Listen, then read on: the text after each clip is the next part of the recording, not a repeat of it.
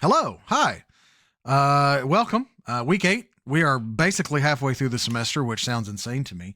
It does every single year, but yet it churns along. Welcome. You all did not like these at all, which is fine. You don't have to. That's the cool thing about this class is that I expose you to a lot of different things, and then you kind of decide what you want to do with them. I'm not here to tell you what you need to think about this. I'm not here to tell you how you need to think about it, but I am here to present it to you and just say, this is what's out there. What do you think? Each of you will come and settle on your own little space, which is good, and that's what we want. But I do want to expose you to this information just to kind of help you think through some of the things that you may be thinking. One of the biggest ones is has to do with this harm reduction stuff, right? Where do you fall on this? Many of you, the feedback that I got was like, this sounds like it's promoting drug use. This sounds like it's giving them permission to just use, or that it's not a big deal.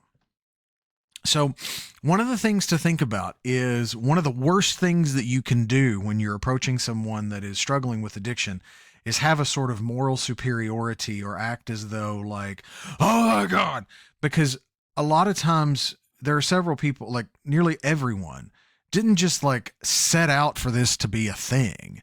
It got control of their life and kind of took over.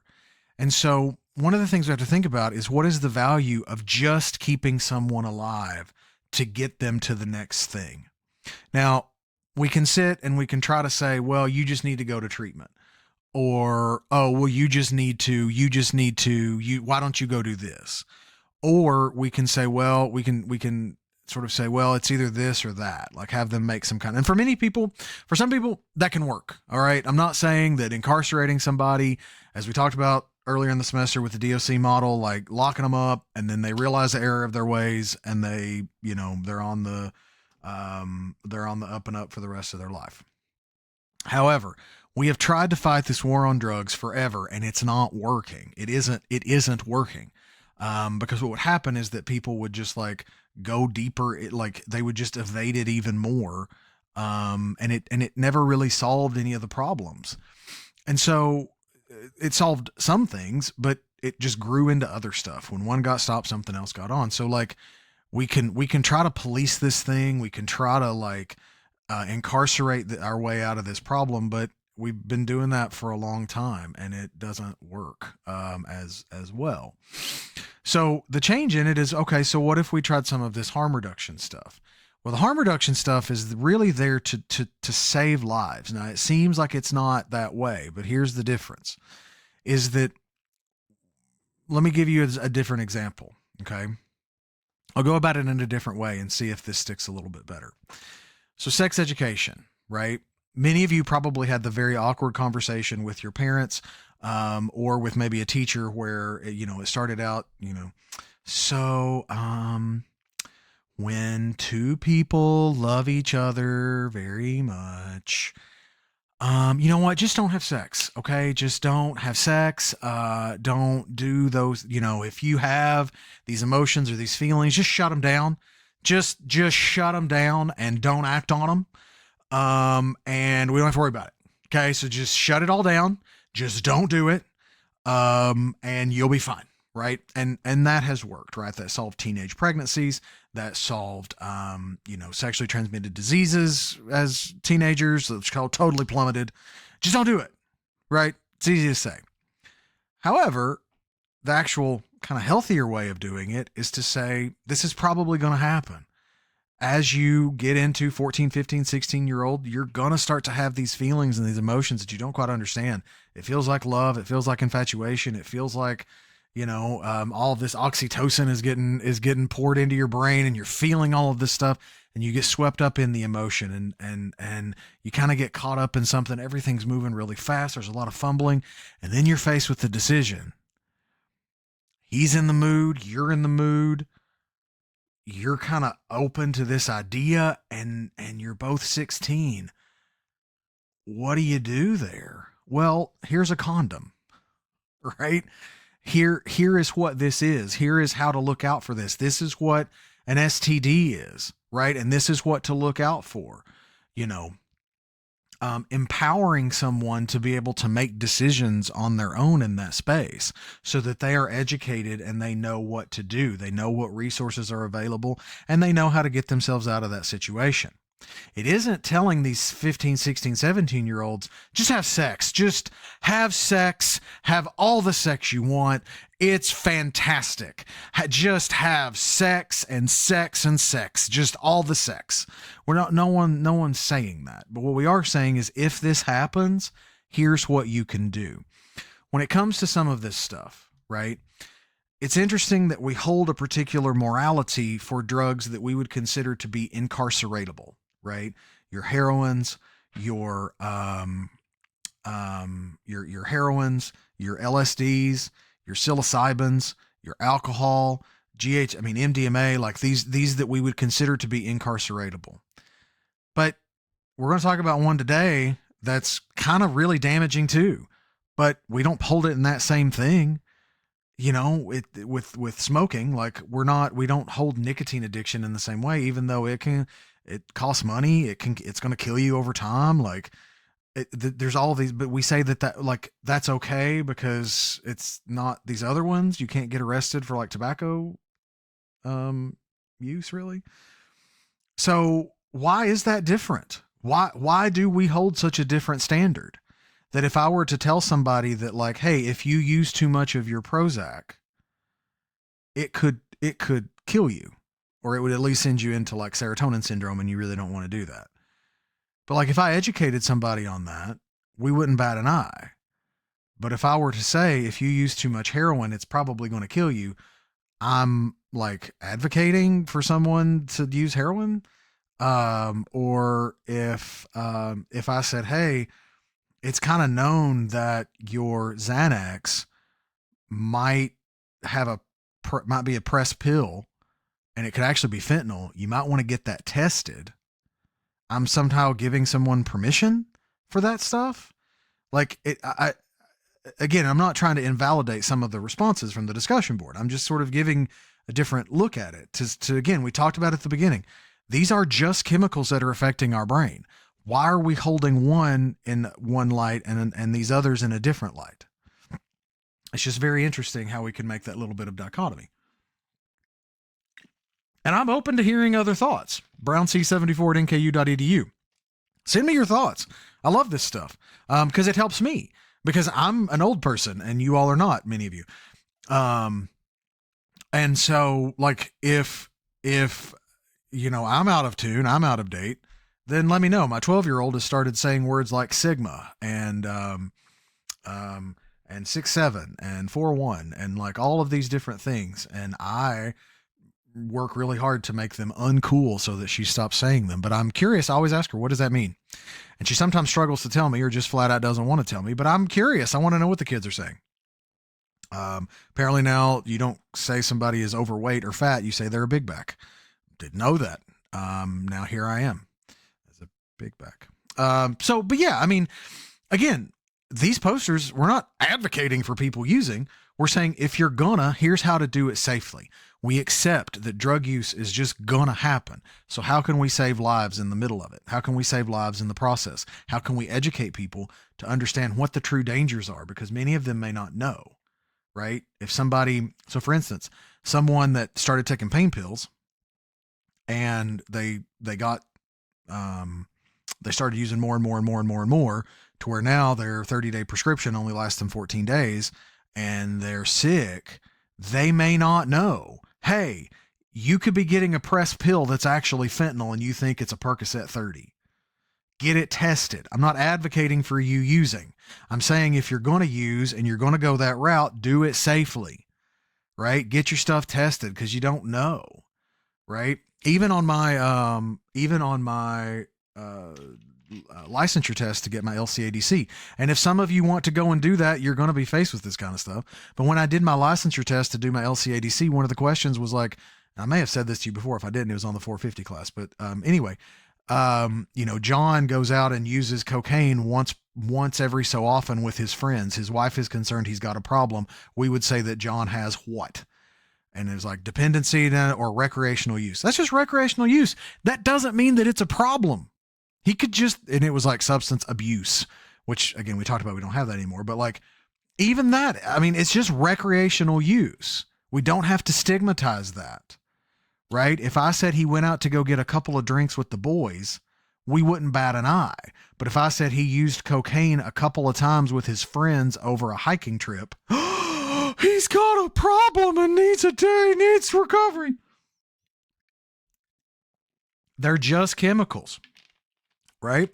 I'm not saying that we don't pay attention to it. I'm just saying that like why do we react to things, some substances one way and another way. Okay, we're going to move on. I think I've beaten this dead horse. But anyway, discontinuing the use of cigarettes is often the one singular habit that can drastically improve the life expectancy, quality of life, and facilitation of long-term health practices.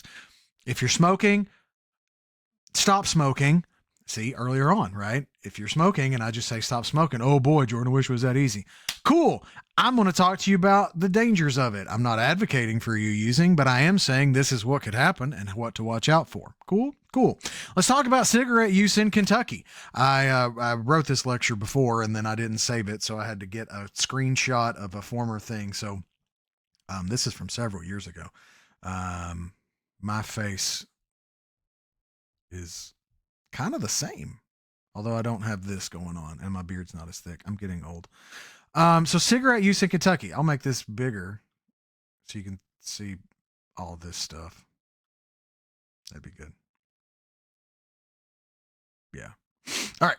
So look at this. So gender, right? Females. This is of 2020. 1 in 4 females smoke in Kentucky.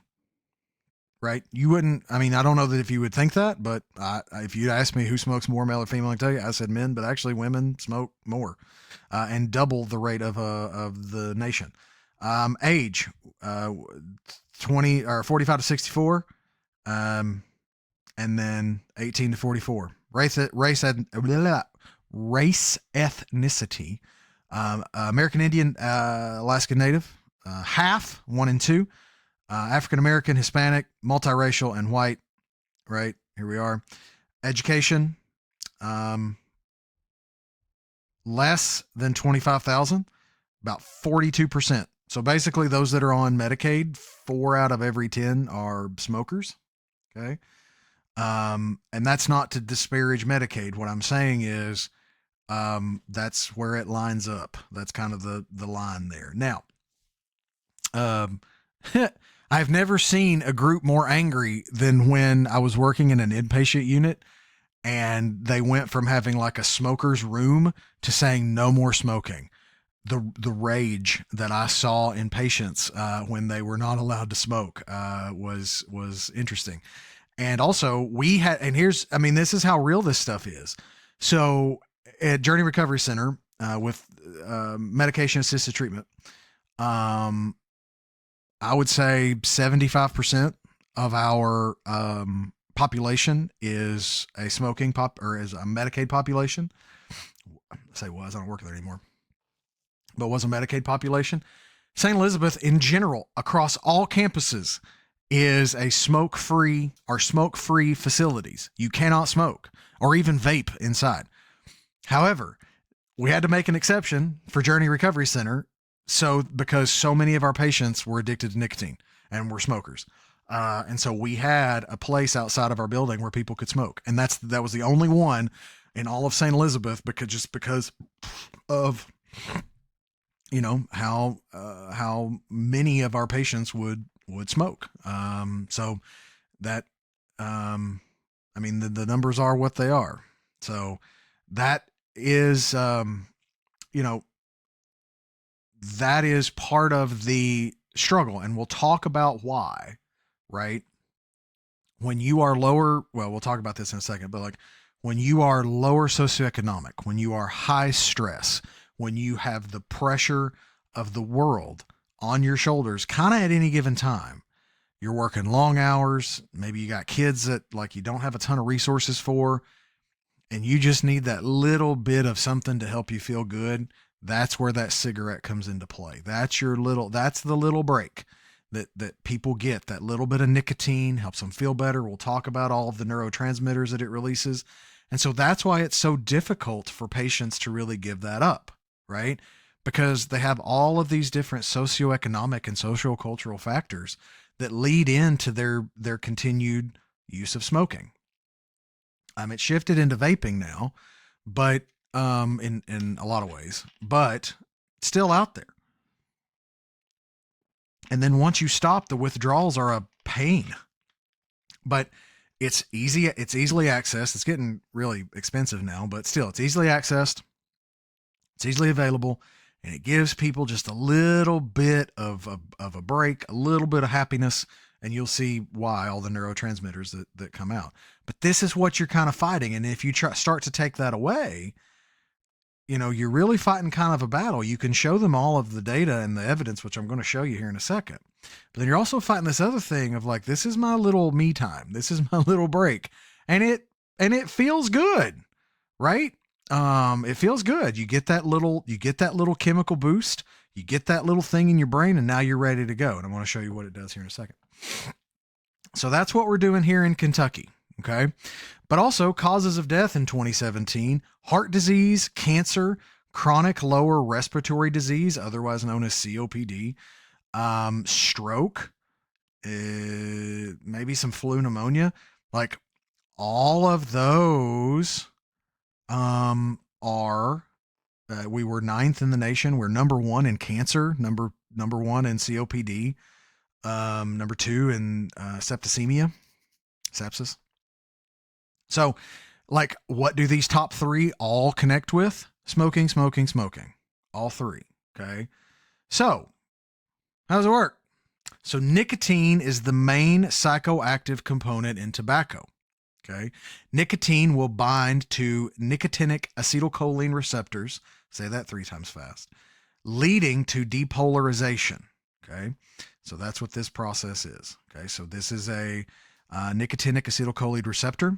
It serves as an agonist. Remember what we talked about? Okay. That releases all of these sodium channels. Okay. And as they move in, they come in here, they open up, and that leads to a that depolarization leads to a variety of neurotransmitters being released. Which ones, you may ask? Increased dopamine release, mainly into the nucleus accumbens, which we saw that a few weeks ago, right? The activation of the reward centers in the brain. So I smoke, I get a reward. Okay. The increased acetylcholine release contributes to enhanced focus and ability to concentrate. So when I'm kind of foggy, I'm done. I smoke, I'm in, I'm on it. I have more focus. I have more concentration. There is an increase in norepinephrine, which is our stimulation and our arousal. There's an increase in our sympathetic nervous system activity and a secretion of catecholamines, or epinephrine, from the adrenal glands. So just look at all of these things that are released. Dopamine, norepinephrine, acetylcholine, glutamate, serotonin, a beta endorphin, some GABA. Like, look at all of these effects just from a cigarette, right? Yeah, man, that's a lot. And then continued use causes these nicotinic acetylcholine receptors to become desensitized. So our receptors levels will start to increase, and that is why withdrawal is such a delight. So you have something that brings people a lot of joy, and then you're going to take that away from them. Makes sense why it's so tough, right? But also, oftentimes cigarettes are, I would call them tentpole cigarettes because they hold up the rest of our day. But in many ways, that's why it's difficult sometimes for people to stop using, is because the first thing they do when they wake up in the morning, the routine is they go smoke a cigarette. They eat breakfast, have a cup of coffee. If they're having their cup of coffee, sometimes they have a cigarette with it. When they're done with breakfast, have another cigarette. Before lunch, I'm going to go take my cigarette break before I have lunch. After lunch, I got to take a cigarette break before I go back to work. Go throughout the middle of my day before I get off work, or before I eat dinner, or when I get home, I'm going to have a cigarette. Then right before dinner, I'm going to have a cigarette. And then right after dinner, I'm going to have a cigarette. Then I may have one in between after dinner and bedtime. But then right before bedtime, I'm going to have a cigarette right before I go to bed. Right? So that's like what? 11, 12 cigarettes that I talked about, a pack has 20. You may sneak a few in between, but like these things hold up our day. So you start taking those away. It isn't so much that you're taking away the cigarette. You're taking kind of things that we've developed a routine. Our brain starts to get used to some of this stuff, which makes it so difficult for people to quit. Right. And then once they start to do that, they start to feel worse. Right. Depression may start to set in. They may feel a little anxious and restless, difficulty concentrating. They may start to gain weight. The weight gain is because they need that oral stimulation. And so they fill it with something else like a food and they start eating more. Also, food starts to taste better. And so before, like when people smoke, like everything kind of has this neutral or bland kind of taste. Because all of those receptors that are responsible for like food and taste are deadened. And so everything kind of tastes the same-ish. Well, then once you stop smoking, you start to taste foods again. And food tastes really good. And so you start eating more of it. And that's where the weight gain comes into play. Okay. A few effects of smoking. Here's a little mini quiz. Which one of these is a healthy lung? If you guess this one, you are wrong. So this obviously is a healthy lung. This is a smoker's lung. Okay. Very, very obvious, but here are the things to help quit, to quit smoking. 20 minutes after your last cigarette, your blood pressure starts to drop. 8 hours, your carbon monoxide level drops to normal. Okay. Oxygen goes back to normal. 24 hours, chance of heart attack decreases. I'll let you read through some of these, but there are immediate and obviously long-term benefits to stopping smoking, right? It's easy to say that, but in the moment, it can be difficult. Scans back it up, right? So I'm going to move my face. I hope it moves in the final cut. I don't know if it will or not. We're going to find out. But this is a smoker of 1 pack a day. Okay. You can see these are all like these little fibers are called ground glass nodules. You can see, right? And then you look over here, 10 months when they stopped 10 months ago. Look at the difference, right? You can even see this one. This artery has kind of opened up a little bit, or airway has opened up just a little bit, right? Just a huge difference in you see some of this gray here has filled back in, right? That good healthy stuff. So, you can already see the differences, which is pretty cool, right? And that's just in 10 months. Okay. So we'll talk really about smokeless tobacco.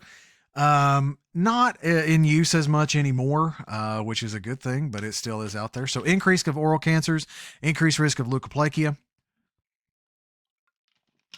This is oral cancer. Doesn't that look fun? This is leukoplakia. Okay. Increased risk of dental pain and comfort and increased risk of esophageal or throat cancers. Okay. So don't do smokeless tobacco. It's not fun. Now let's talk about injecting tobacco, which is not really a thing, but we're going to have a talk. So every semester we get to about halfway. It started a little bit earlier this year, but people kind of stopped watching the lectures or didn't start to begin with. As I said in the syllabus and as I said in lecture number 1, the watching the lectures is an expected part of the class. And if you have been watching, thank you. I appreciate that. If you haven't, probably not going to see this, but moving forward, I'm going to put some code words in the lectures and they're going to show up on the test.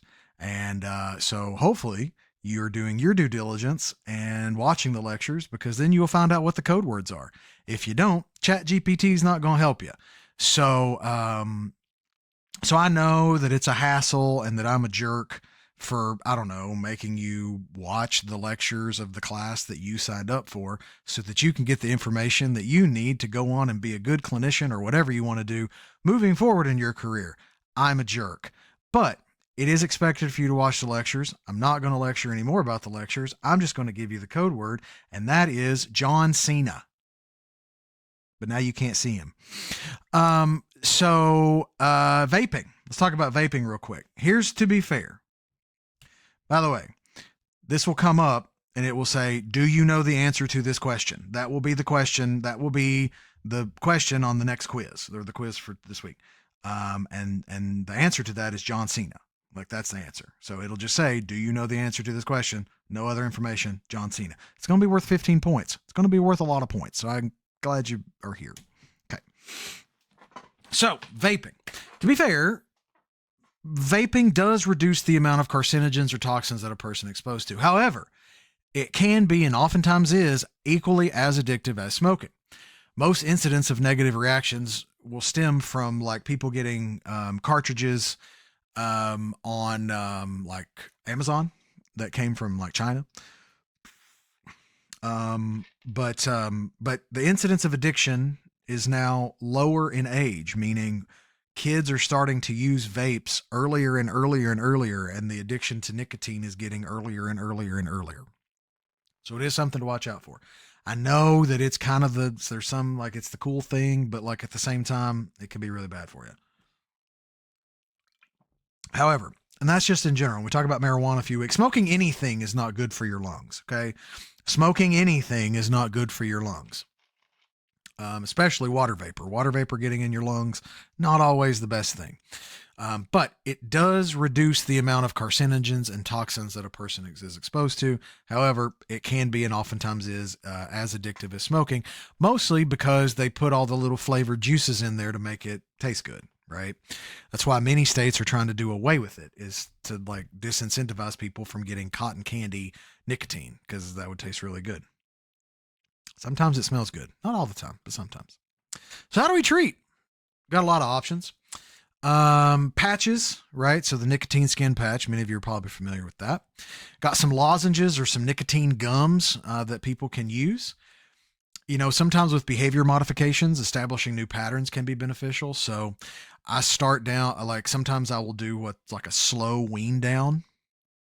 So if they're on a pack a day, which is 20 cigarettes, how about next week we do 19? How about next week we do 18? How about next week we do 17, 16, so on and so forth. Sometimes we do it in big chunks. This month we're going to do 20. Next month we're going to do 15, right? You know, reestablishing new patterns. I talked about the tent pole cigarettes, right? So, you know, rather than first thing in the morning we get up and have a cigarette, maybe we get up and go for a walk, right? Just to kind of start to build new patterns to where our brain starts expecting that instead of the nicotine, okay? Chantix can be helpful. Wellbutrin is a mental health medication. It's an NDRI. But it can be prescribed off label to help people stop smoking. So that can also be something good. So those are the different treatments that are out there for smoking. One of the other things I wanted to talk about is kratom. So kratom, we could technically talk about it in the opiate section, but we'll just do it here. So kratom, you have probably seen this if you've gone to like a mini mart of some kind. You've probably seen the big wall or the different things of kratom that are on the walls and et cetera, et cetera. And they have all these different kinds. You've probably seen something like this somewhere. So this is a cousin or a relative of the coffee bean, actually. It is from Southeast Asia, and it's typically utilized for a mild sort of analgesic release, right? So it's just going to kind of settle, just calm. We're just going to kind of chill out, right? But if you use enough of it, you will get something that feels like an opiate high. All right. Sometimes I will have patients that would take their Suboxone and use this as well. I had one patient who did 6 of these K chills or these kratom chills a day. 6 a day. And these are like $4 a pop. So she's spending like $25, $26, $27 on these things per day. Right? And that adds up over time. She did not want to quit them, however, so we were at a bit of an impasse with therapy. But most of the time, people will use this in tea. They'll mix it in tea, and to be honest, I mean, in a low dose, it can chill you out. Like it's pretty effective. But people don't always do it that way. And in fact, if somebody's going through withdrawal and they can't get their stuff, they will go and use something like this, and it will help them kind of bridge that gap until they can get help. So this also used as a harm reduction kind of thing. So there's that. That's kratom. Cool. Now you know about that. So take a break. We're going to talk about opiates. I really enjoy the opiates lecture because I do like what opiates are, and I teach how to make heroin. And then not really, but I show you the process of making heroin. so that you know where it comes from, how it works. And then also, I like that's the first half, and then then you can stop. But then the second half, I kind of go into like a deep dive of the history of the Sackler family and like how we all got here, like anyway with our opiate problem. And so that's cool. So you'll have until so the opiates on the 19th, and then the to complete. I should tell you what you're completing. The quiz. So you have 2 weeks to complete the quiz, right? So take a little bit of a break. You have 2 weeks to complete the quiz. On October the 18th is when it's due. That may or may not be my birthday, so do with that what you will. But send me feedback. How's the class going so far? Are you liking it, not liking it? Do you want me to shut up? Do you want me to keep going? I am going to keep going whether or not you tell me to shut up, so that's kind of pointless. But give me feedback. Tell me how things are going for you. How's your semester going? Problems you got in life. I won't be your therapist, but I'll listen. And that kind of stuff. So I hope you all are doing well. We're halfway through. It's downhill from here, kids. So enjoy. Taylor Swift will, I think, have a new album out, so we can celebrate that.